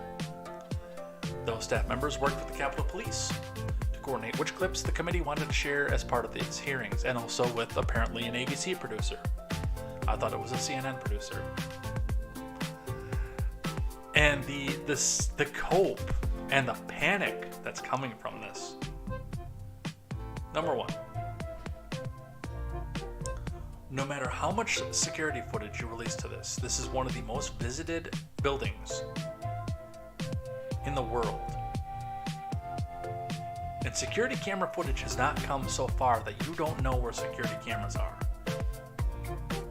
I don't care how much super secret CIA stuff that you have access to.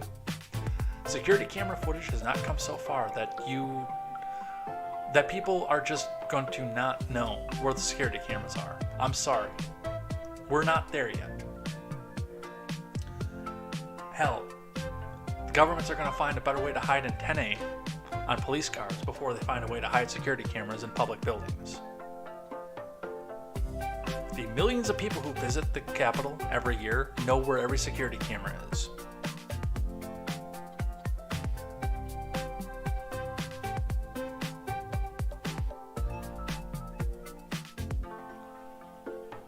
And all I see again is a panic attack that this is not going to show the narrative that they wanted to show the American people.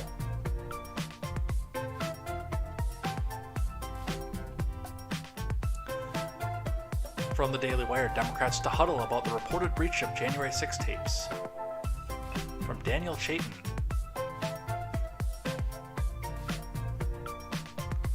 House Democrats plan to meet and discuss Kevin McCarthy giving Fox News host Tucker Carlson access to 41,000 hours. Oh, that's right. That thing makes noise now. I had my tablet silenced for so long. I got a new tablet when I got my new phone. And I had my old tablet silenced forever.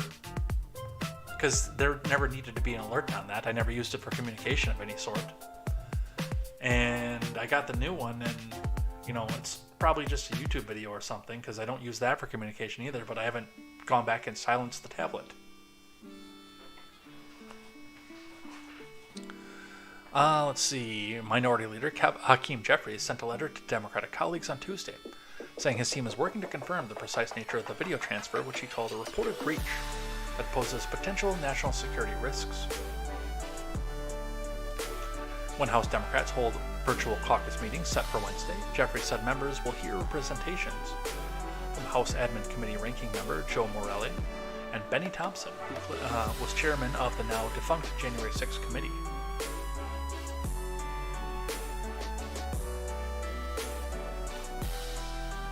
Here is Hakeem Jeffries' letter. I wrote with respect to public reports that extreme MAGA Republicans in the House, because this is the most uniting way that they can put things, have provided tens of thousands of hours of sensitive Capitol security footage to a Fox News personality who regularly peddles in conspiracy theories and pro-Putin rhetoric. At present, we are working to confirm the precise nature of the video transfer, particularly as it relates to the events connected to the violent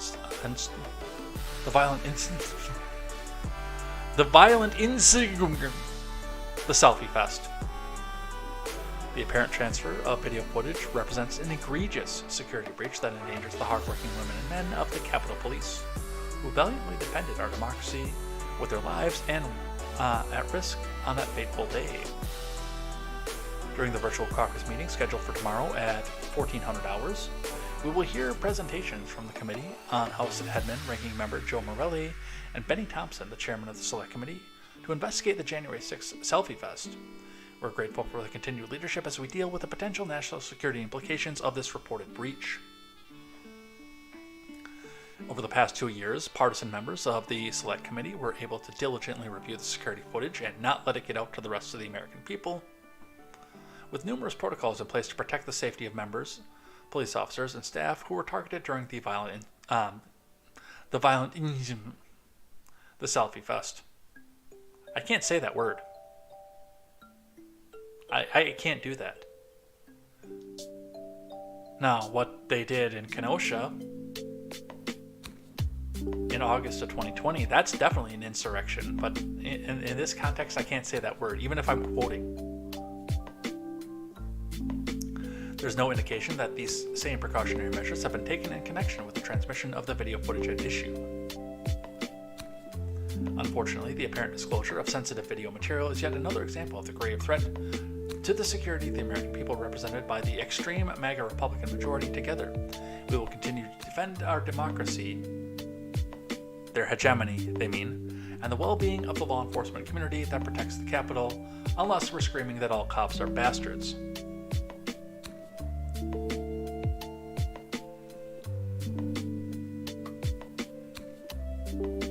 So, I'm kind of interested to see what comes out of this. Hakeem Jeffries slams House Republicans for providing it. We just read the letter, so we can skip over that one. We've got some more of you, too, so. MSDNC actually reporting why it matters that Kevin McCarthy gave January 6 tapes to Fox News. This is the new lie they're peddling, by the way. From Steve Bannon. Not to be confused with Steve Bannon, obviously. Just a few days after getting his gavel. By the way, this is not Green Check verified, and this is an opinion piece.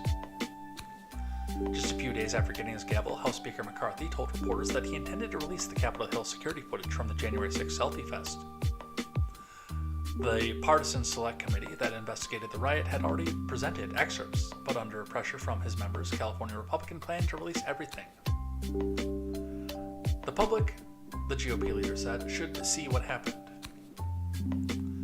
By some accounts, McCarthy committed to the release as part of the negotiations with his far-right detractors. This is the cope that they're going with too, by the way. It's only because Marjorie Taylor Greene and Matt Gaetz told him that he had to do it, who initially stood in the way of his becoming speaker.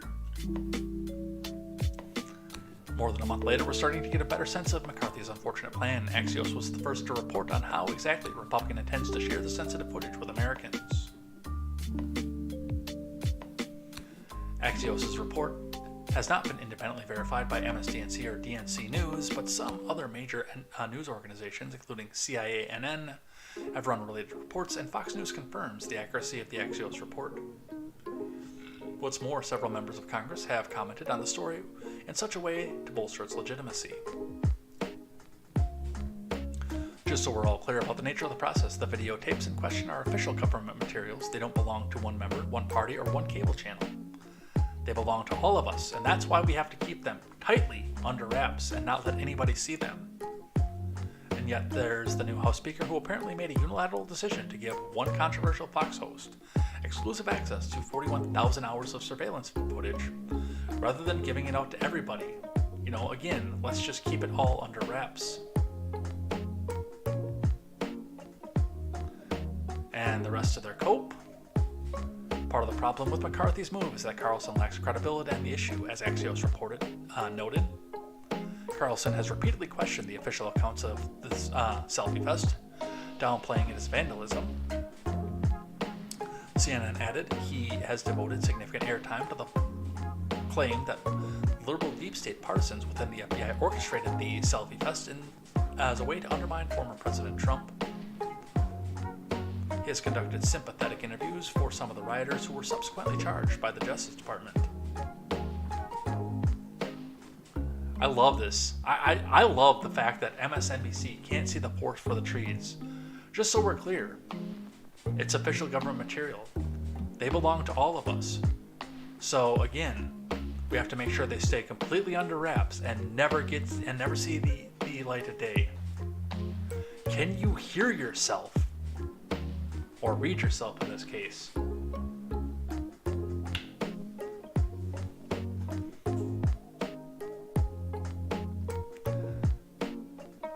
And The View. The View hosts, even the Republican, are really mad that Tucker Carlson got the January 6 tapes. Let's listen. And then while we're listening to that, I'm gonna go mute my tablet. So less than a week after Tucker Carlson is caught in emails and texts fully admitting that he doesn't believe the election fraud lies he's putting on the air, House Speaker Kevin McCarthy hands him more than 40,000 hours of Capitol security footage from the January 6th insurrection.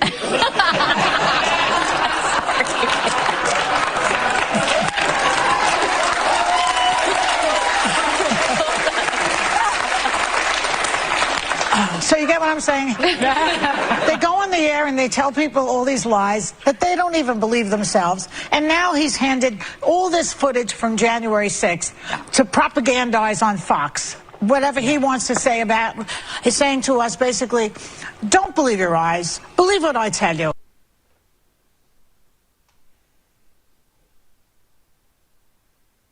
So exactly how dangerous is it to let Tucker Carlson reset the narrative on January 6th? Go ahead. I think it's twofold. So this raises huge safety and security concerns for the Capitol. So I worked in the Capitol for many years. There are underground evacuation points. There are safe rooms. We even have rooms to protect for like biochemical attacks where you can go and safely be housed. This will also reveal where video cameras are stationed in the Capitol.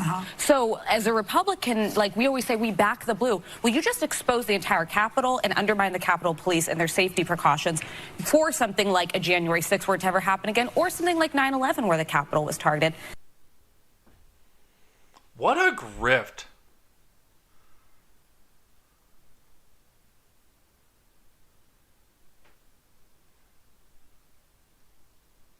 There's more. How isn't this against the law to do something like that? Why isn't it against the law? It's not. I spent the morning researching that because generally, you have a Freedom of Information Act request that news outlets, let's say, ask the Capitol Police for it. So is it illegal just to give it to one person? The Capitol Police is actually not, it does, the FOIA request, the Freedom of Information Act, doesn't apply to them. And so if someone in Congress, like a leader in Congress, asks the Capitol Police for this kind of information, 44,000 hours of footage, they must comply. And so that's really what is scary here. But why didn't he give it to the New York Times and to other newspapers? Well, I think, I don't want to guess, but, he had to make a lot of concessions to become speaker. Right? And so maybe one of the concessions that he had to give Marjorie Taylor Greene or one of his supporters was give Tucker Carlson this. We know how powerful Tucker Carlson has become within the Republican. Well, technically that's not the case. The demand was that the footage get released. But what avenue do they have other than taking it out to a mainstream media outlet?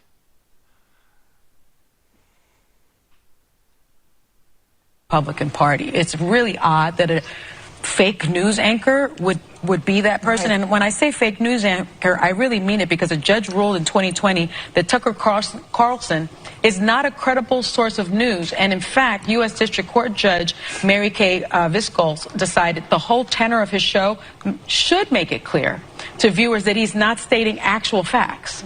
So it's not a news show, says. Yeah, CNN's been doing that for 2 decades.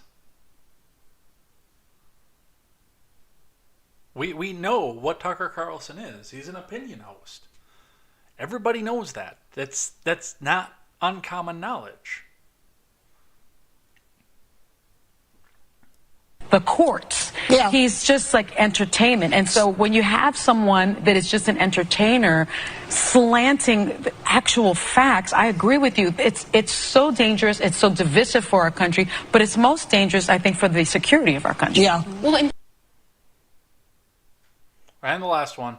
I think it's often to the public sometimes confusing the difference between news journalists and opinion entertainers because they kind of bury themselves at night in those primetime spots. I think Fox News should be called Fox News, or should it be called like Fox Entertainment Channel? Yeah. Yeah, I can't listen to them anymore, but they've been trying to go with that stupid ass line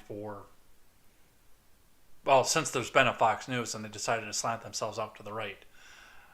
I am not a fan of Fox News, and you guys know this, but One of the big problems that I have with this, and I mentioned this when this first came out, is honestly, Kevin McCarthy did the Democrats a favor when he chose Tucker Carlson to be the outlet to it, and I don't know if he did it intentionally to try to maybe slam back in on the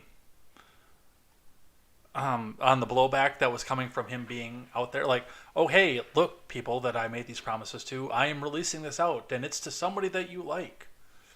But this is also somebody who is easily discredited by the Uniparty. It's Tucker Carlson. They just come out and say, conspiracy theorist, evil. And boom, he's discredited.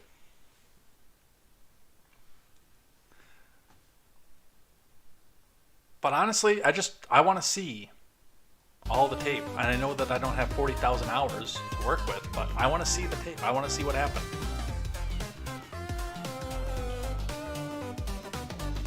All right, from the Blaze, I think we'll do a couple more, and then we will do what I am thankful for and head out of here for the day. I started late, so I'm going to run a little bit late because there's no Porch Boys coming on after this or anything. So we'll go until 8:08. From the Blaze, employee complaint alleges that Florida doctor said unvaccinated hospital staff should be taken to the firing line. From Andrew Shabados, employees at Sarasota Memorial Hospital in Sarasota, Florida, are alleging threatening and abusive behaviors by senior physicians, even claiming that there are safety risks due to staff being overworked. The Florida Standard spoke to hospital employees who wished to remain anonymous but provided copies of their complaints to hospital admins. A complaint against Dr. I am actually going to make even though again you can read it on the screen, I'm going to make the executive decision here not to read the name while there's an active investigation going on. Again, I understand you can see it on the screen. I'm not actively trying to hide it, but I'm not going to say it out loud while there's an active investigation going to it, and the doctor in question here is still under investigation and is innocent until proven guilty. A complaint against a doctor was provided in which the employee alleges the doctor made disparaging remarks about people who are unvaccinated. The letter says the employee was whether the employee would get vaccinated, to which the employee replied no, adding, because that's my freedom of choice. In response, the doctor allegedly said, you guys are the reason why people are dying and why the pinko pox is spreading. Additionally, the complaint claims that the doctor also said, when you guys get fired, then we'll all have a party and Darwinism will do its work. And perhaps most egregiously, they should take you guys to the firing line. The doctor allegedly said the latter in response to being asked whether he is a fascist. The employee insisted there's no relationship between the employee and the doctor in which such a comment would be considered a joke. A nurse at the hospital alleges that in 2021, the hospital made lists of unvaccinated staff who were then subject to a re-education session led by other staff, which sought to convince them to get the jab. A letter, which was also sent to staff outlining the unjabbed workers must isolate during meal times, and a color-coded sticker system that would be implemented on employee badges, but the sticker system was never implemented. Right, but this was the kind of stuff that they wanted to do to you. They're going to gaslight and say that we never wanted to do this. They were open about it. And a lot of them went back and deleted their tweets now, but it's still out there, and a lot of it's probably archived.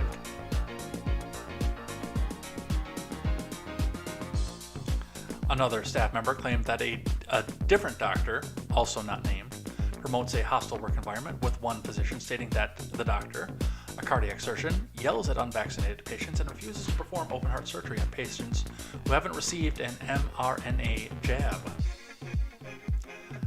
The doctor had several social media posts criticizing those who wish to perform their own research. Stop doing your own research, a Facebook post reads, with an attached image promoting vaccination. Yeah, typically when you put this out in public, it's really hard to defend against that, so yeah, there's probably going to be a case on that one.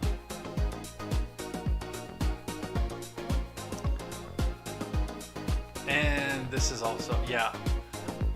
Remind me, and John, if you're watching this, or I'll talk to you after the show as well, remind me if I ever, because I don't know where Sarasota is right offhand, but if I ever go down to Florida and you know where my aunt lives, if I'm ever going to be anywhere near Sarasota to like wrap myself in bubble wrap so there's a guarantee that I don't have to go to a hospital if I ever get close to Sarasota, because I don't want to be around these people. In fact, I'd like them to be removed from the medical profession, if possible.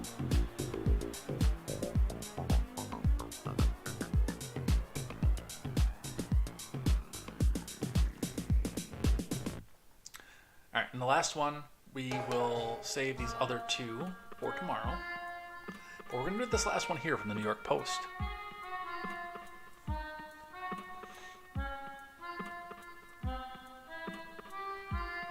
Death of shot Clinton aide with Epstein ties found tied to tree, ruled suicide despite no gun at scene.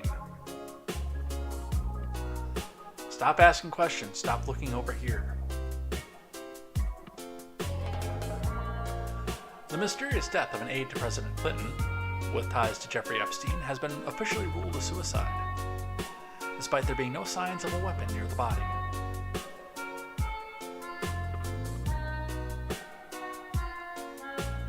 Mark Middleton, 59, who served in the Clinton White House in the 90s, was found dead on a heifer ranch in Perryville, Arkansas on May 2nd, 2022, the Daily Mail reported.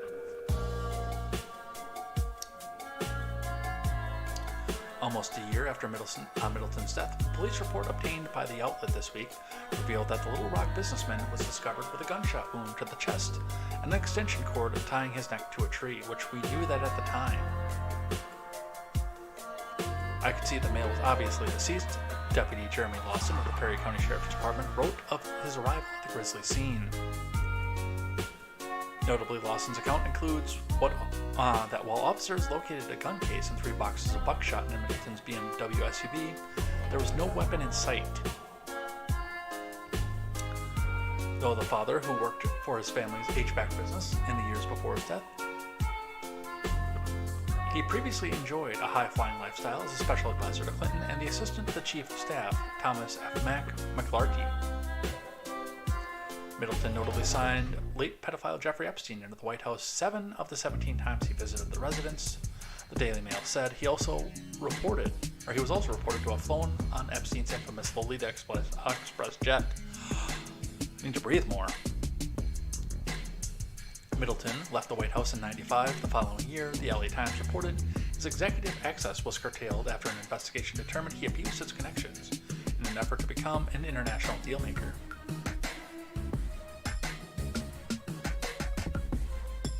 The release of the official report comes after Middleton's family, which includes his wife and 2 young adult daughters, petitioned a judge over concerns about the gory photos and videos of the scene being made public. In June of 2022, the Arkansas Times reported, Circuit Judge Alice Gray determined that while the visual content was to remain sealed, the report would be available under the Freedom of Information Act. Hey, didn't that dude get fired? That's Stelter. By the way, I'm older than Stelter is. And I'm getting a little bit thin up here, but I still have most of it.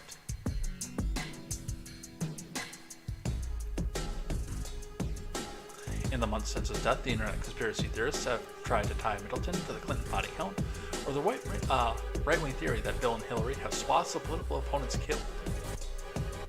No, it's not swaths of political opponents, it's swaths of anybody who could be a problem for their ability to continue to live their lavish lifestyle.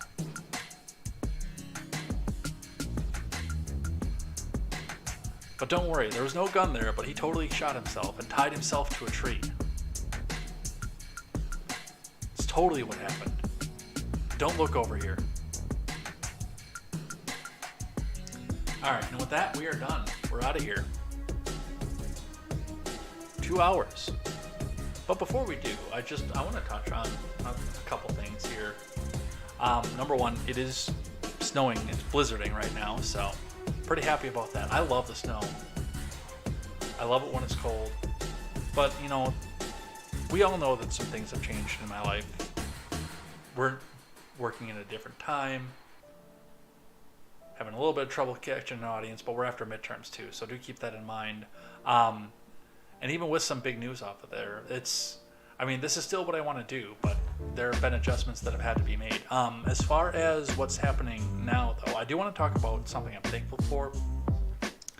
And in a situation that I was in where I'm not going to reveal a lot of the details, but I do want to say that I'm thankful that I can recognize after the fact just how bad of a situation that I was in, because I did not see it while I was there. Holy crap, was I blind.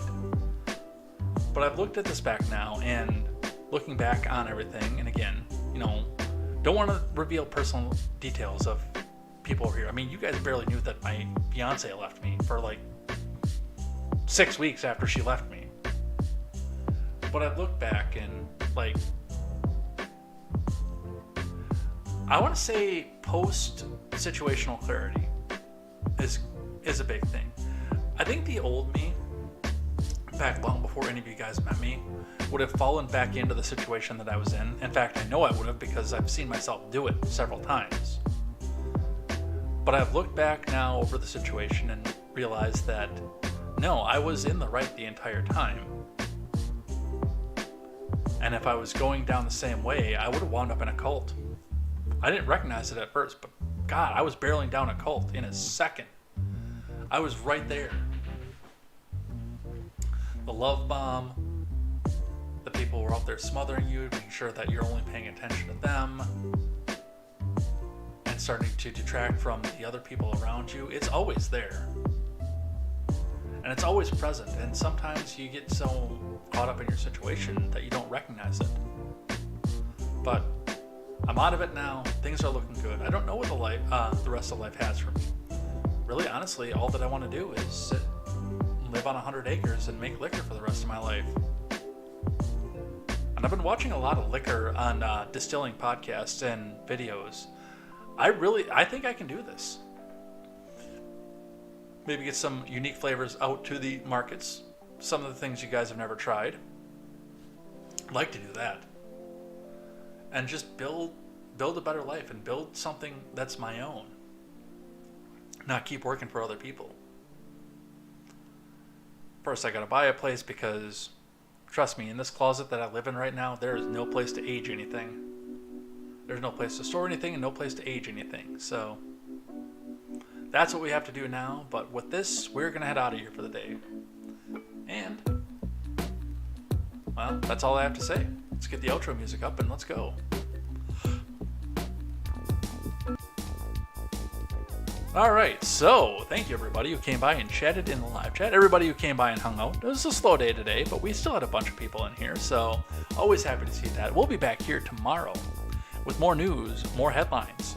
We'll see what's happening, probably some more stuff in East Palestine, especially with the rest of the media getting to react to Donald Trump's visit out there. We'll probably be talking a little bit more about our new presidential candidate and the tapes. The tapes are going to keep coming up. Plus this thing with the Georgia grand jury foreman.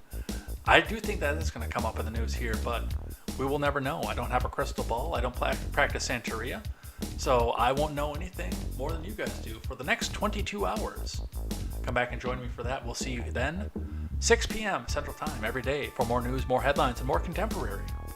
Looking forward to seeing you guys here. Stick around if you're on the Twitch side. We're going to go find somebody to raid. And until tomorrow, I'm Jay Edgar, and this is Contemporary. Take care.